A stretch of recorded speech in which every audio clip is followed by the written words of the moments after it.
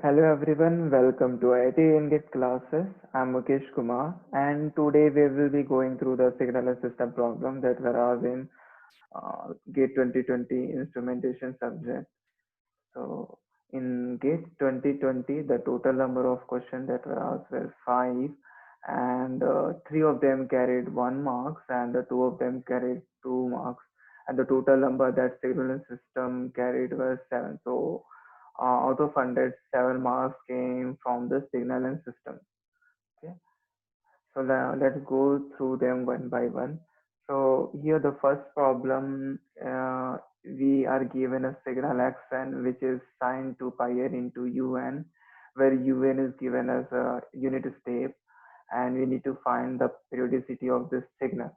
Okay, so here when we are going to calculate this periodicity of this signal, if you see this signal carefully, this has one sinusoid and one unit step. Okay, so here unit step is not a periodic signal. Okay, but this sinusoidal is a periodic signal. Okay, so generally the student will get confused that here we are multiplying one periodic signal with a aperiodic signal, so resultant will be aperiodic signal, not a periodic signal. So how can we calculate the periodicity of this signal?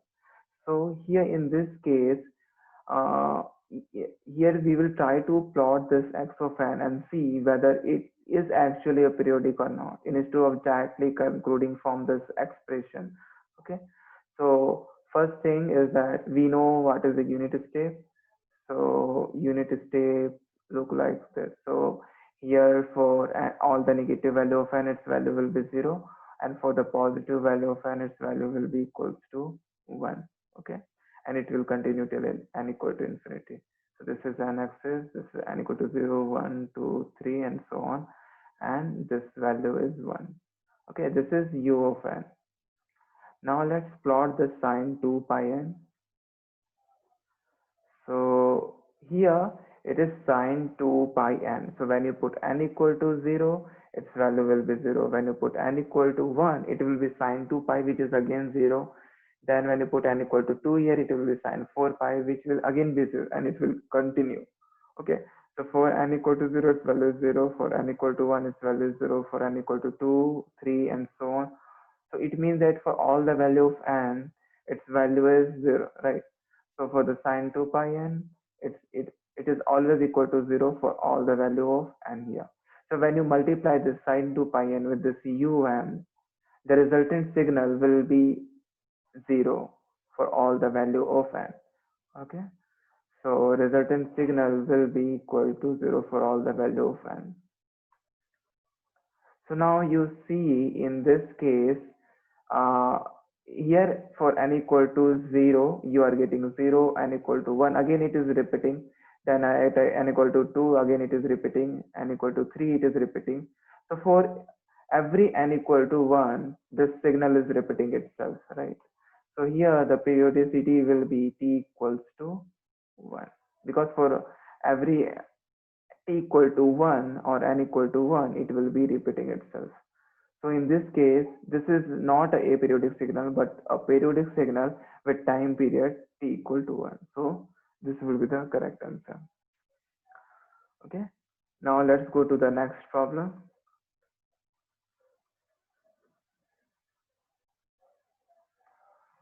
Annotation. Okay. Now in this case, system transfer function is given in which input is rt and its Laplace transform is rs, and in a steady state we need to find out the response of this ct. Okay, so here this is the sinusoidal input which is given to the system. So if you write in terms of system, there is a system with transfer function 1 by s plus 1 in which input is sine t and output we need to find out.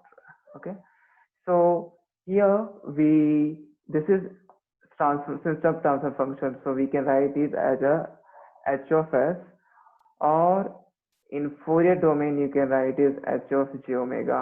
So it means that you are replacing this s with j omega. So it will be 1 by j omega plus 1.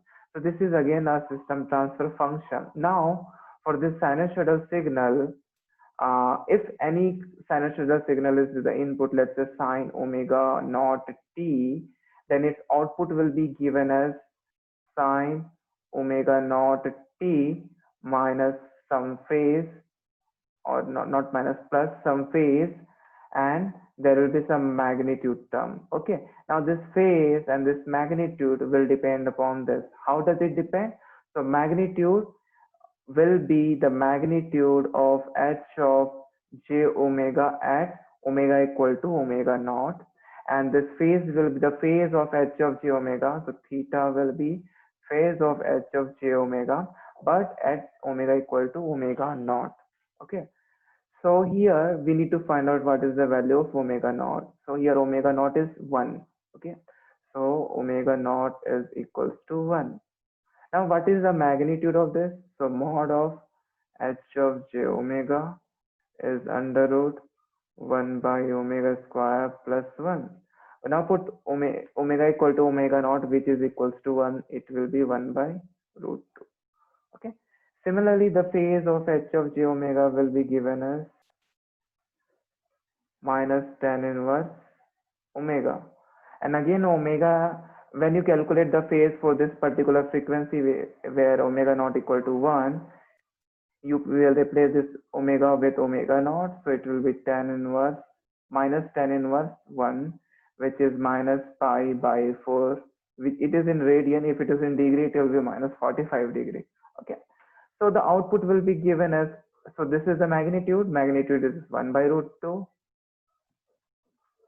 sine omega naught t. Omega naught is 1, so sine t, and theta is minus pi by 4. Okay, so this will be the output yt in a steady state. Okay, so here the answer will be this one. So here we are getting the correct magnitude, and here we are getting the correct phase. Okay, so this will be the answer. So your answer is D. Now let's go to the next problem. So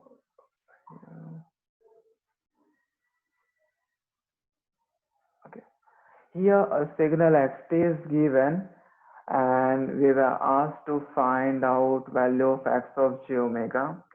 And here this is the Fourier transform formula that is already given.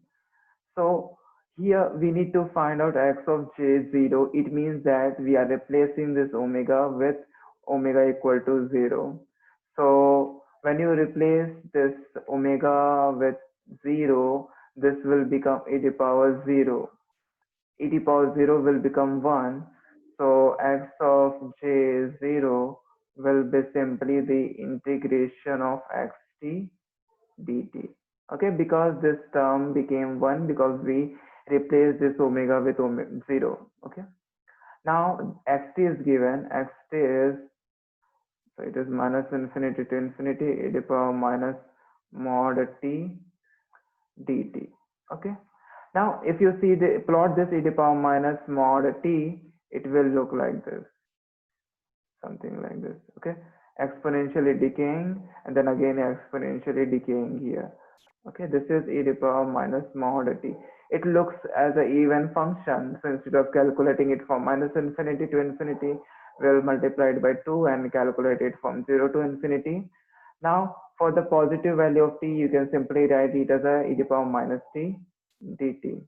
Okay, now we know the exponential integration of exponential will be same as exponential, so e to the power minus t, but there will be minus sign here into 2 and limit 0 to infinity. Now replace this limit, so it will be 2 into, when you put e to the power 0, it will be 1, and when you put e to the power infinity, it will be e to the power minus infinity, and e to the power minus infinity will become 0, so it will be simply 2.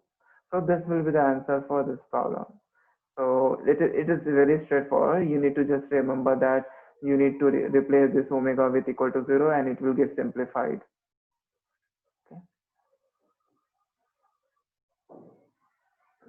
Now in this question, uh, signal discrete time signal Gn is given, which is 1 for n equal to 0, and for rest of the value it is 0, and Hn is given, that is equal to 1 for n equal to 0, 3, 6, 9, I think 12, 15, and so on. And here we need to find out yn, which is Hn convolution Gn, where this term denote the convolution, and we need to find out what is the value of y of 2. Okay, now if you see this signal carefully, this signal is nothing but a discrete time impulse signal, so Gn is nothing but a del n. Okay, because its value is 1 only for n equal to 0, and for rest of the value of n, its value is 0. So if you plot this, you will get 1 for n equal to 0, for rest of the value it will be 0. So this is nothing but an impulse del n. So del n is equal to Gn. Now if you take any impulse signal and do the convolution with any signal, let's say x of n, you will get this signal back. Okay, in general the property is like this. So n minus n naught convolution with x of n will result in x of n minus n naught. Okay, so when you do the convolution of any general signal x of n with impulse or shifted impulse, it will result in shifted signal. Now here n not equal to 0, so we are doing the convolution of impulse with the signal and it will result in signal itself.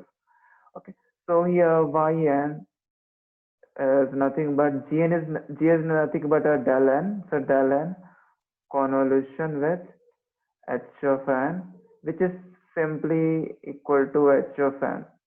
Okay, and this is the h of n, right? Now this yn is same as h of n. So to calculate y2, we will just put n equal to 2. So y2 will be same as h of 2. And what is the value of h of 2? It is 0. So for this question, the result will be 0. So answer is 0. Okay. Now here a signal, finite sequence x is given. The inverse IDFT of x is given as x0, x0, x1, and x2. We need to calculate what is the value of x of 2. Okay. So here this is DFT is a discrete Fourier transform and IDFT is inverse discrete Fourier transform. Okay. Okay. So in this case, we need to know what is the formula of IDFT. So DFT is given as x of k. This is this capital X. This is DFT. That is equals to, let's say its time domain signal is x of n. So x of k is summation of n equal to 0 to capital N minus 1 x of n e to the power minus j 2 pi n k by capital N. Okay, so here this capital N is nothing but the length of the signal. In this case, this is 3. Okay, this is the DFT. Now IDFT will be given as x of n equal to 1 by capital N summation of k equals to 0 to n minus 1 x of k e to the power plus j 2 pi n k by capital N. Now here capital N is equals to 3. We need to find out the value of x of 2.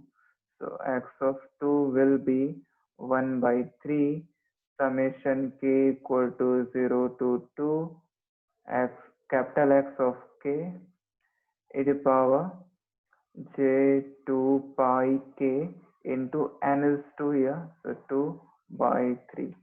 Okay, So you can write it as a 1 by 3. Now let's put k equal to 0 to 2. So it will become x of 0 plus x of 1 e to the power minus j 4 pi by 3 plus x of 2 e to the power minus j 8 pi by 3. Okay.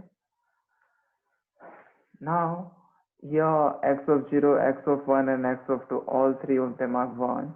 So you can simply write it as a 1 by 3, 1 plus e to the power minus j 4 pi by 3 plus e to the power minus j 8 pi by 3. So we need to calculate the value of this. Okay. So here this one is, let's say here e to the power minus j pi by 3. So in this Cartesian coordinate it will, so this is pi by 2 and this is 4 pi by 3. You can write it as a pi plus pi by 3. So this is pi and pi by 3 will come around here. Okay. And this is negative, so instead of writing it here we will write it here, and this is e to the power minus j 8 pi by 3.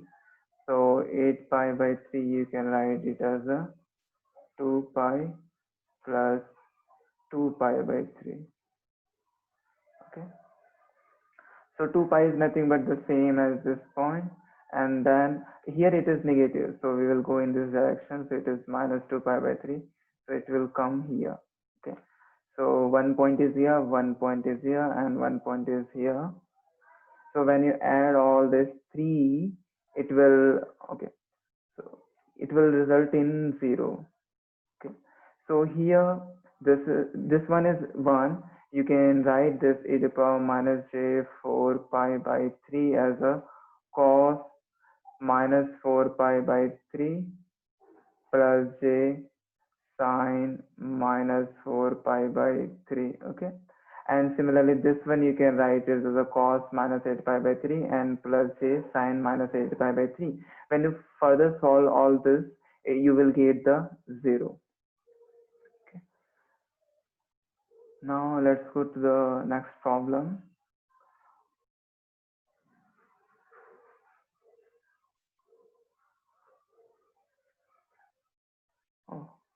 Okay, I think we had, yeah, we had that much only.